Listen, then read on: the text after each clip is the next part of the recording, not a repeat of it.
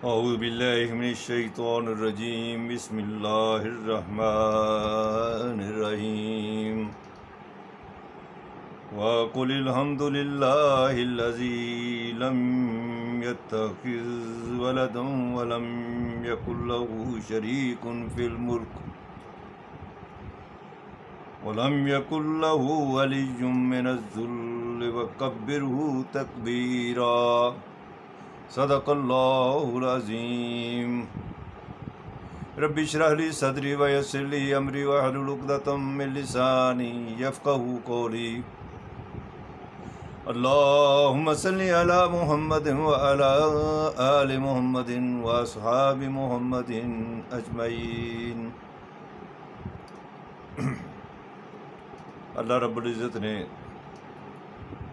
سورہ اسراء کی آیت نمبر 111 میں جو میں نے آپ کے سامنے تلاوت کی ہے فرمایا ہے، اور کہ سب تعریفیں اللہ تعالیٰ کو جو نہیں رکھتا اولاد اور نہ کوئی اس کا ساجی ہے، ہمسر ہے، حکومت میں سلطنت میں، اور نہ کوئی اس کا مددگار ہے،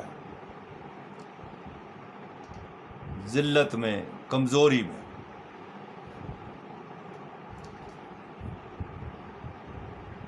اور اس کی بڑائی بیان کر، اس کو بڑا جان کر۔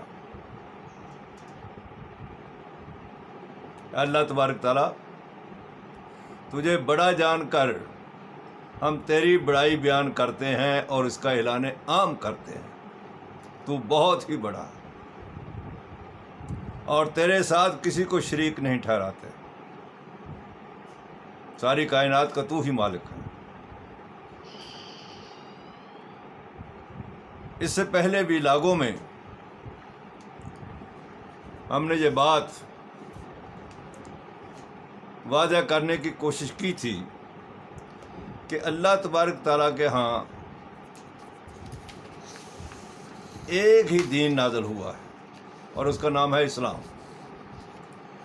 حضرت آدم علیہ السلام سے لے کر حضور اکرم صلی اللہ علیہ وسلم تک ایک ہی دین تھا،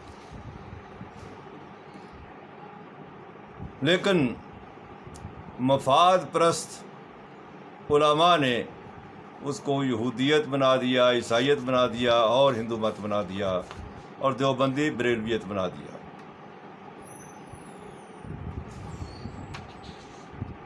اسلام کی قرآن حکیم کی روح سے کیا بنیادی شرائط ہیں اور اس کے کیا تقاضے ہیں، اس سے قبل ہم بیان کر چکے کہ اس کے 3 تقاضے ہیں: ایمانیات،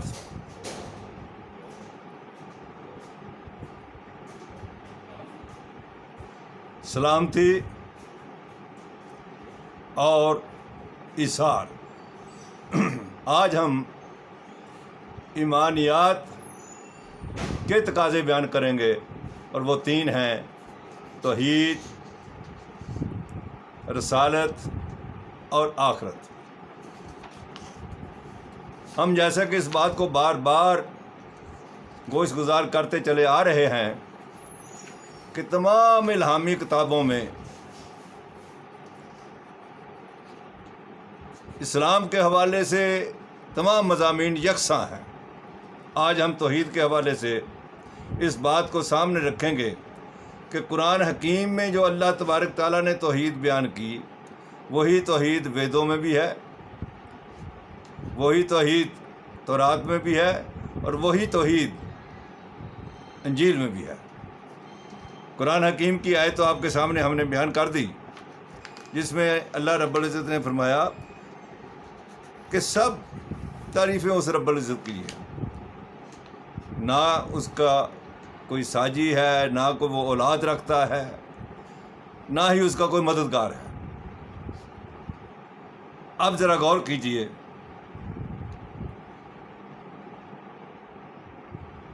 کہ ہندو مت میں ویدوں میں کیا ہے، جو مضمون آپ کے سامنے رکھا ہے، میں ویدوں میں سے بھگوت گیتا جو ہے اس کا آپ کے سامنے پڑھ کر سناتا ہوں۔ فرماتے ہیں، وہ جس کی عقل ماری گئی ہے، مادی خواہشات نے ان کی آنکھ پر پٹی باندھ رکھی ہے، وہ دیوتاؤں کی پوجا کرتے ہیں۔ ہمارا اکثر و بیشتر ان کے بارے میں یہ گمان ہے اور یہ الزام ہے کہ انہوں نے جگہ جگہ مورتیاں بنا رکھی ہیں۔ ان کی مورتیاں ان کی اپنی خواہشات اور علماء کی، پنڈتوں کی غلط تعلیم کی وجہ سے ہے۔ الہامیہ کتاب میں ایسا نہیں ہے، میں پڑھ کے سنا رہا ہوں کہ وہ جس کی عقل ماری گئی ہے، مادی خواہشات نے ان کی آنکھ پر پٹی باندھ رکھی ہے، وہ دیوتاؤں کی پوجا کرتے ہیں اور پوجا پاٹ اپنی مرضی کے مقرر کردہ قوانین کے تحت سر انجام دیتے ہیں۔ یہ بھگوت گیتا سورت نمبر 7 آیت نمبر 20 کے اندر ہے۔ اپنشد میں کیا ہے؟ یہ بھی ہندوؤں کی مذہبی کتاب ہے۔ وہ محض ایک ہے، اس کا کوئی جوڑ نہیں،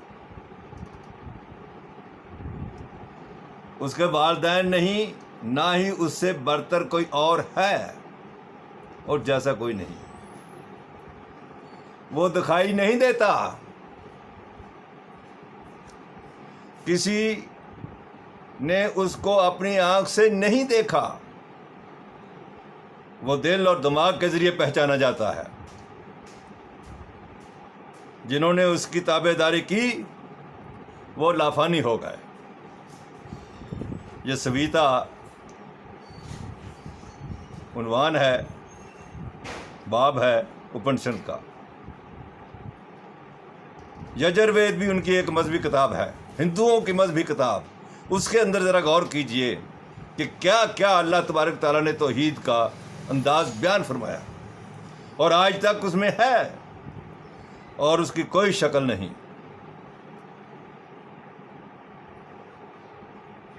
ہندو ویدانت کا یہ کلمہ کیا ہے؟ خدا ایک ہے، دوسرا کوئی خدا موجود نہیں، نہیں، بالکل موجود نہیں، بالکل موجود نہیں۔ کس قدر تحکم کے ساتھ اللہ تبارک تعالیٰ کے وجود کا ثبات ویدوں میں ہے۔ ان کا کلمہ کیا ہے؟ ایکم ایوم او دے تم نے، ایک ہی ہے، دوسرا نہیں۔ اب سکھوں کے نزدیک توحید کیا ہے؟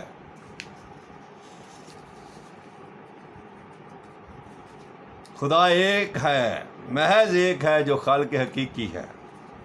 وہ ہر قسم کے خوف اور خطر اور نفرت سے بے نیاز ہے۔ وہ غیر فانی اور وہ عظیم ہے۔ یہ مل منترا گرو گرنتھ صاحب جلد 1 جاپو جی کا ریفرنس ہے۔ واہ گرو کا مطلب کیا ہے؟ واحد حقیقی خدا ایک۔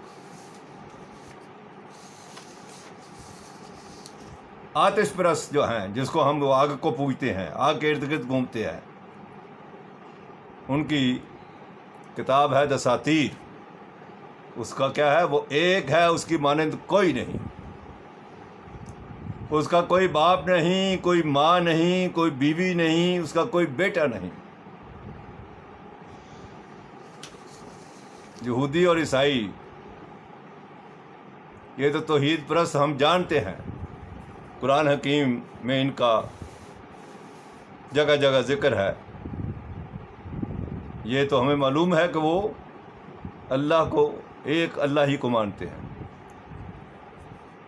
یہودیوں کے نزدیک توحید کیا ہے؟ سنو اے بنی اسرائیل، تمہارا خدا ایک ہے۔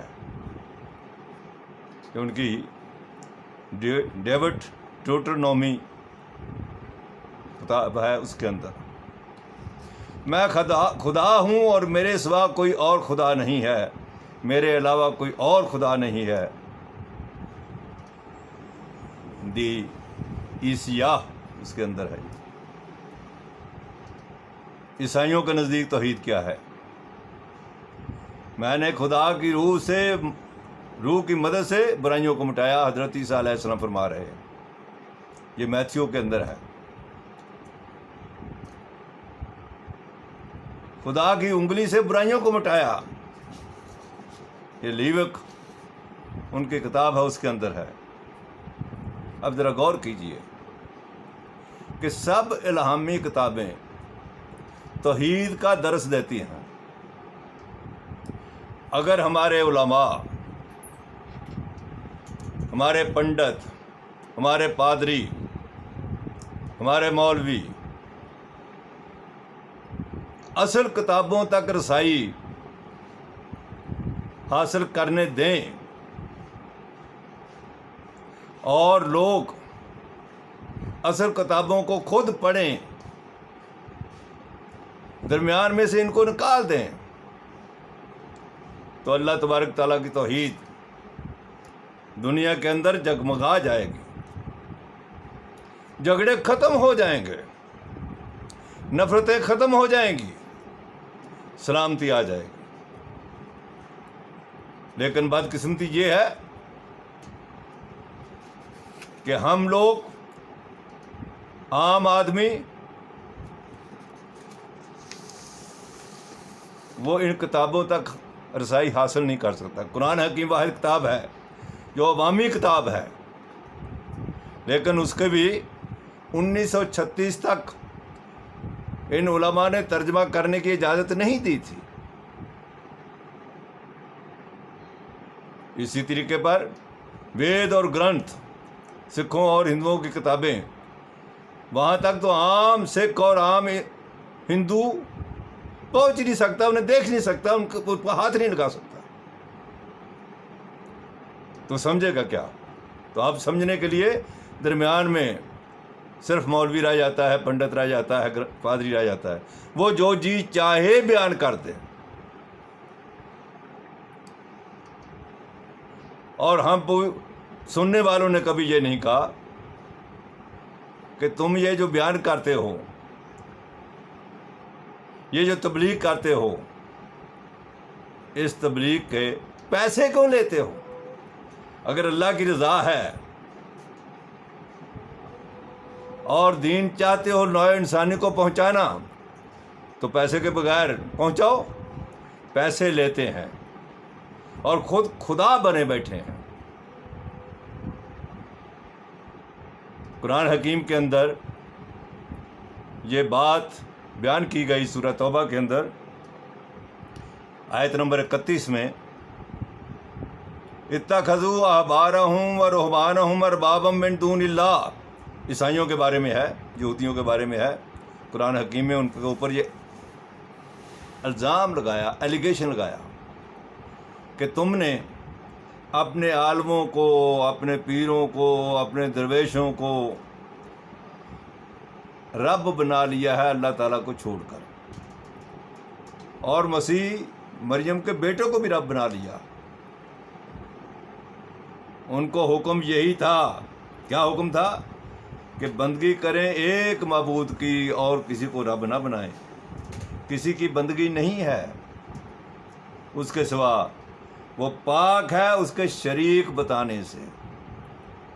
شرک وہ جرم ہے جس کے بارے میں اللہ تبارک تعالیٰ نے قبل از موت میری اور آپ کی پہلے ہی سے بیان فرما دیا کہ شرک نہیں بدلوں گا اور جو جی چاہے بدل دو. اللہ کے ساتھ ہمسری کروانے والے، کسی اور کو رب بنانے والے. تو جس وقت یہ آیت نازل ہوئی، حضرت عدی بن حاتم رضی اللہ تعالی عنہ پہلے عیسائی تھے، پھر مسلمان ہو گئے. تو انہوں نے سوال کیا حضور اکرم صلی اللہ علیہ وسلم سے کہ یا رسول اللہ صلی اللہ علیہ وسلم، ہم نے اپنے علماء کو کبھی رب تو نہیں مانا تھا. حضور اکرم صلی اللہ علیہ وسلم نے فرمایا، کیا وہ جو کہتے تھے بغیر کسی تحقیق کے وہ مان نہیں لیتے تھے؟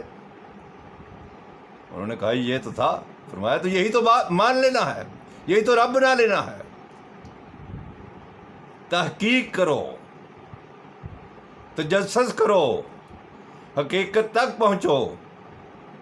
اسی لیے ہم نے لمبے چوڑے مسائل اور لمبی چوڑی جو ہے وہ کتابوں کی بجائے، اصطلاحات کی بجائے صرف 3 اصطلاحات آپ کے سامنے رکھی ہیں، اور اس کی روشنی میں قرآن حکیم کا، کتابوں کا مطالعہ کریں تو اسلام سمجھ میں آ جائے گا۔ نمبر 1 توحید، جس کے شیڈز ہیں توحید، رسالت اور آخرت، یعنی ایمانیات۔ یہ ذہن کی پونجی ہے، یہ ذہن کی جمع پونجی ہے، ذہن کے اندر عقیدہ، اور پھر اس کے بعد عمل کیا ہے؟ سلامتی، اور نفسیات انسان کی کیا ہے؟